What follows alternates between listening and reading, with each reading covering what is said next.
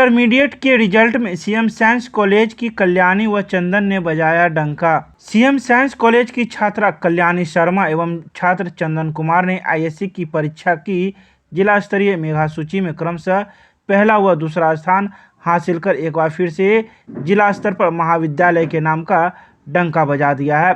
बहादुरपुर के ग्रिल निर्माण व्यवसायी गजेंद्र नारायण शर्मा एवं गृहिणी उषा शर्मा की पुत्री कल्याणी ने जीव विज्ञान, भौतिकी एवं रसायन शास्त्र विषय में कुल 457 अंक अर्जित कर जिला स्तर पर पहला स्थान हासिल कर महाविद्यालय का नाम रोशन किया।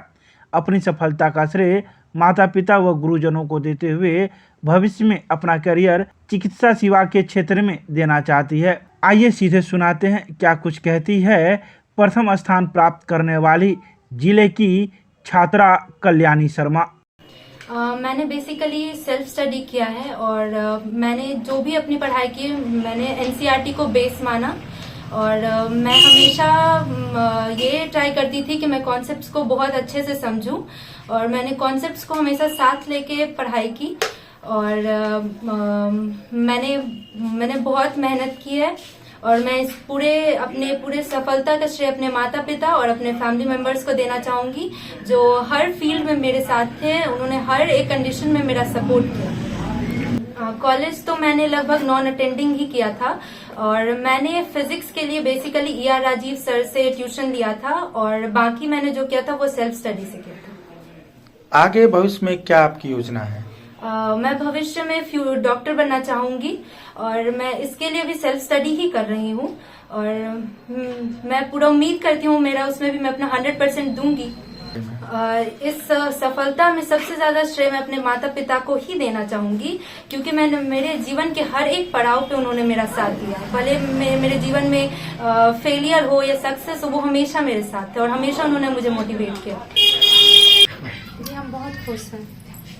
जैसे माँ बाप के लिए कहना चाहेंगे कि बेटी को भी आगे पढ़ाएं, बेटा बेटी में फर्क ना करें। मैं बहुत ही गौरवान्वित महसूस कर रहा हूँ और इस खुशी को बयान करने का मेरे पास शब्द है। और कल्याणी ने जो किया है मेरे घर परिवार के लिए, इस गांव के लिए, गांव का नाम रोशन किया है, यह मेरे लिए बहुत ही खुशी।